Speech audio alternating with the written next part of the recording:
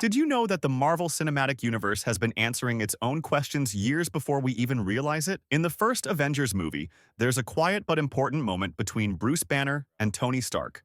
The other guy saved my life. That's nice.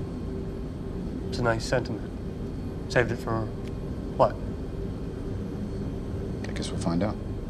At the time, it sounds like a throwaway line, but 9 years later, in Avengers Endgame, that question is finally answered. Bruce Banner, now Professor Hulk, puts on the Infinity Gauntlet and snaps everyone back to life. The Hulk wasn't just strong enough, he was the only one who could survive it. A question planted in 2012 finally paid off in 2019, in Spider-Man Far From Home. During the final battle, Peter Parker suddenly runs out of web fluid while fighting the drones. This isn't a plot hole. In fact, it's the opposite. In his earlier suits, Peter always had extra web cartridges, designed by Tony Stark as a backup. But this new suit, Peter made it himself. He forgot to add the spare cartridges. It's a subtle reminder that while Peter is brilliant, Tony Stark always thought several steps ahead, accounting for every possible variable, even ones Peter wouldn't notice until it was too late. Now let's talk about Thanos. Did you know that Thanos didn't delay his plan because he was unprepared but because he was afraid? For years, Thanos avoided Earth and chose to work through others. That's why he allowed Loki to borrow the scepter containing the Mind Stone. It was a massive risk. When Loki failed,